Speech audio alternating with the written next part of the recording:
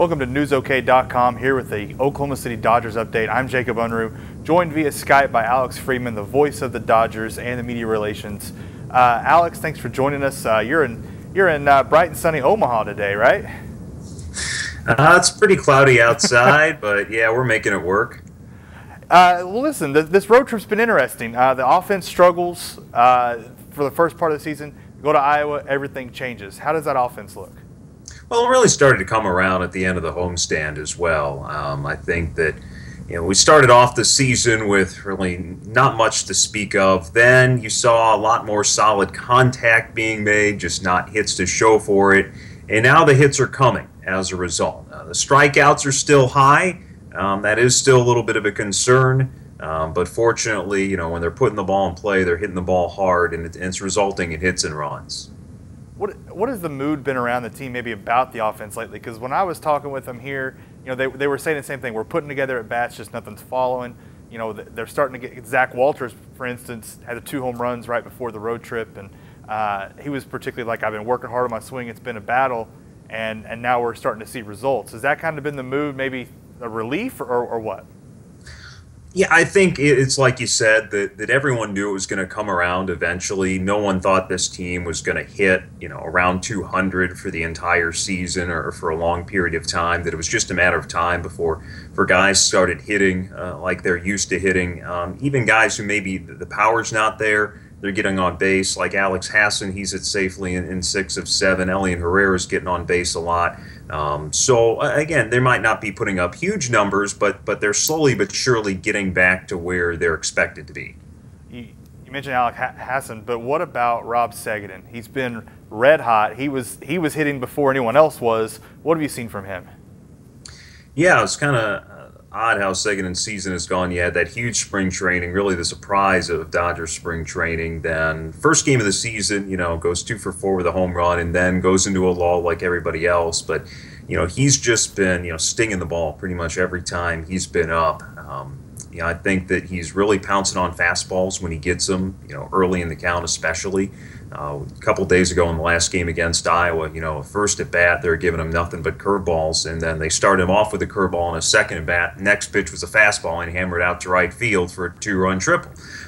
So he's done a good job of, again, getting those pitches to hit early in the count, recognizing that might be the only good pitch he gets to hit, taking advantage of it.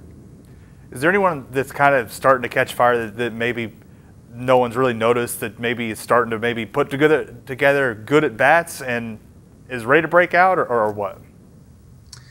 Well, I think Corey Brown's been hitting the ball well, for well over a week now.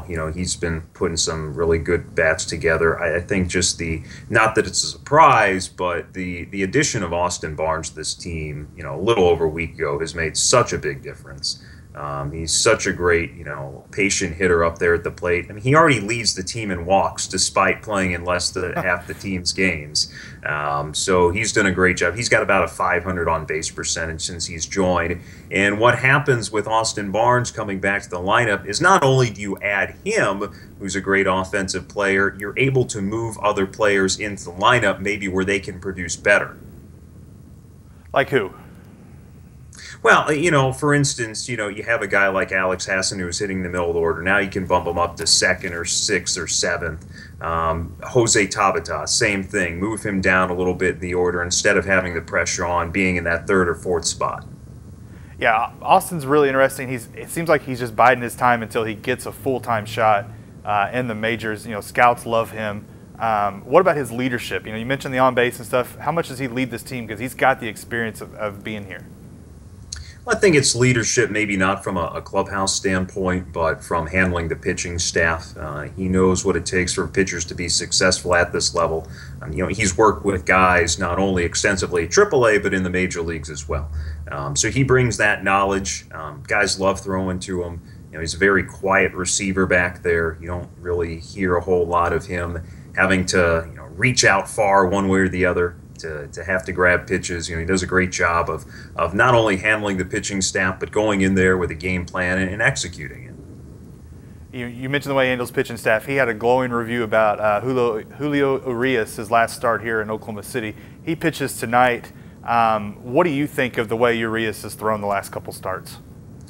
Well, that last one is by far the best I've seen him, whether it was this year or last season. Even though he technically gave up 2 hits, in 5 innings, he had no hit stuff for the most of that game. You were there, Jacob. You saw it. Yeah. And just the way he was able to get on top of hitters with his fastball, I think he did a great job of changing speeds with his fastball in his last start as well. And really early on for most of the game, he was just fastball changeup. Didn't go to his breaking ball a whole lot because he didn't need to. So he was able to keep hitters off balance like that. Still 19 years old. So I think that it's just putting things together consistently from here. He's been able to do it at every other level. Has not been able to rattle off 3-4 straight really good starts at the AAA level, and we'll see if this is maybe the start of that.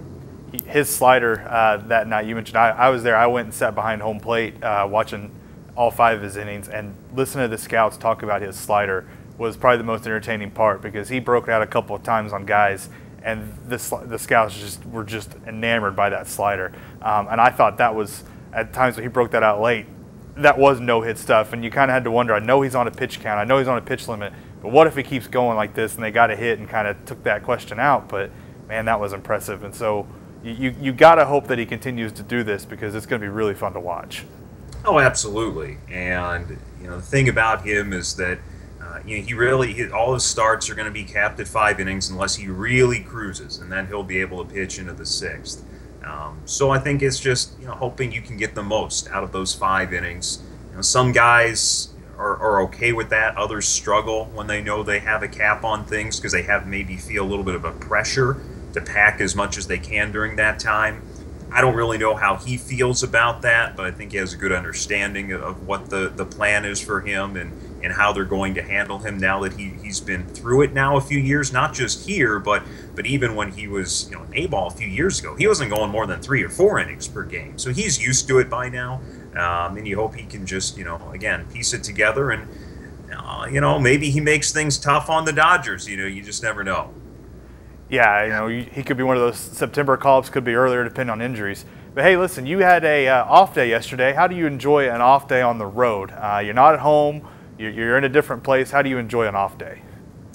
Yeah, it's very rare that actually you have that. The PCL usually, it's also very rare you have a full off day at home. Those off days are usually strategically scheduled for travel purposes. So part of those days are going to be knocked out by travel, whether you're going from home to the next road location or vice versa.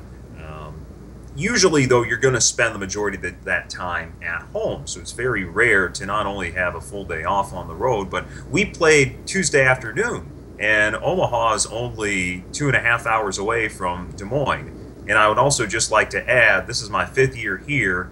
It's the first time we've played these 2 teams on the same road trip, which makes sense, but rarely, if ever, do things that make sense reign in minor league baseball. Well, that's a discussion for another day.